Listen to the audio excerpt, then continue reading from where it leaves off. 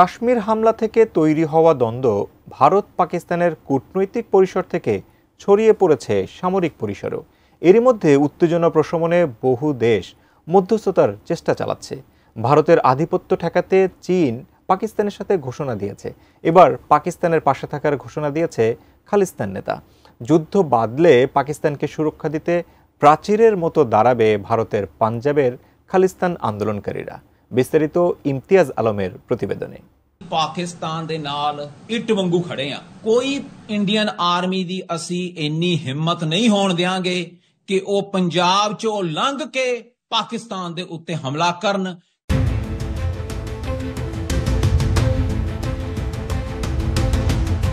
চিরপ্রতিদ্বন্দ্বী পাকিস্তানের সঙ্গে ভারতের চলমান চরম উত্তেজনায় ইসলামাবাদের পাশে দাঁড়ানোর ঘোষণা দিয়েছেন ভারত থেকে বিচ্ছিন্ন হয়ে স্বাধীন শিখ রাষ্ট্র প্রতিষ্ঠার দাবিতে দীর্ঘদিন ধরে আন্দোলন করে আসা খালিস্তান আন্দোলনের নেতা গুরপতওয়ান্ত সিং পান্নুন। পাকিস্তানের প্রতি সংহতি জানিয়ে খালিস্তান আন্দোলনের এই নেতা বলেছেন, তারা পাকিস্তানে হামলা করার জন্য ভারতীয় সেনাবাহিনীকে পাঞ্জাবের ভেতর দিয়ে যেতে দেবেন না। যুক্তরাষ্ট্র থেকে দেওয়া পাকিস্তানের গণমাধ্যমকে দেয়া সাক্ষাৎকারে শিখ এই নেতা শিখ সম্প্রদায় ও পাকিস্তানের গভীর সংহতির উপর জোর দিয়েছেন। তিনি বলেছেন, আমরা 2 কোটি শিখ পাকিস্তানের পাশে ইটের প্রাচীরের মতো দাঁড়িয়ে আছি।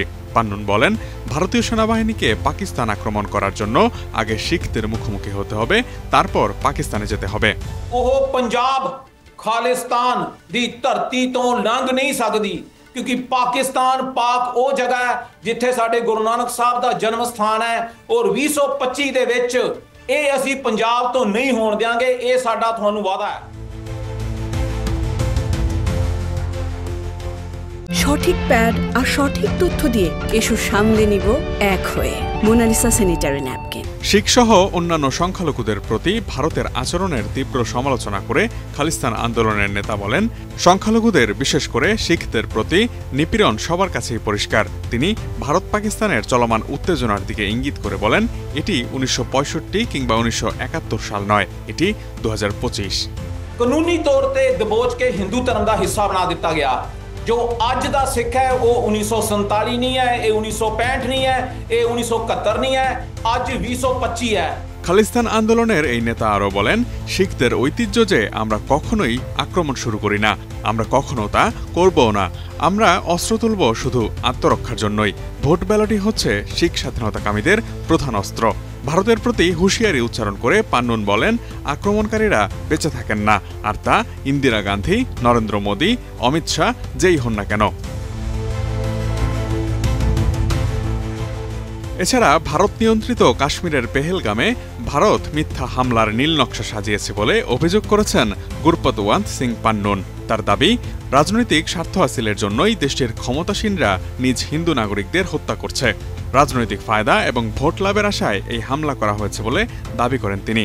পাকিস্তান সীমান্ত থেকে শতাধিক কিলোমিটার দূরে প্রায় 70,000 ভারতীয় আর্মির উপস্থিতির মধ্যে হওয়া এই হামলার পরও 1.5 ঘণ্টায় কোনো নিরাপত্তা কর্মীর ঘটনাস্থলে না আসায় এই হামলার পেছনে ভারতের ভূমিকা নিয়েও প্রশ্ন তোলেন শিখ নেতা পান্নুন।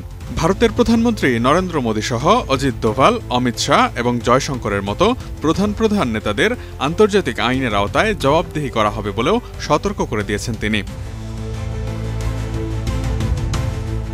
বর্তমান সময়ের প্রেক্ষাপটে প্রতিবেশী প্রায় প্রতিটি দেশের সঙ্গেই ভারতের বিরাজ করছে বৈরিতাপূর্ণ সম্পর্ক। সেই সাথে ভারতের ভেতরকার বিচ্ছিন্নতাবাদী গোষ্ঠীরাও বহুদিন ধরে আন্দোলন করে আসছে। ভারত যদি পাকিস্তানের সঙ্গে পূর্ণমাত্রার যুদ্ধে জড়িয়ে পড়ে এবং প্রতিবেশী দেশগুলোর সহায়তা না পায়, তবে অভ্যন্তরীণ বিচ্ছিন্নতাবাদী সংগঠনগুলো আরও শক্তি সঞ্চয় করে ভারতের অখণ্ডতাকেই ঝুঁকির মুখে ফেলে দিতে পারে, যা অশান্ত করে দিতে পারে পুরো দক্ষিণ এশিয়ার রাজনৈতিক স্থিতিশীলতাকে। Imtiaz Alam, desk report, ATN news.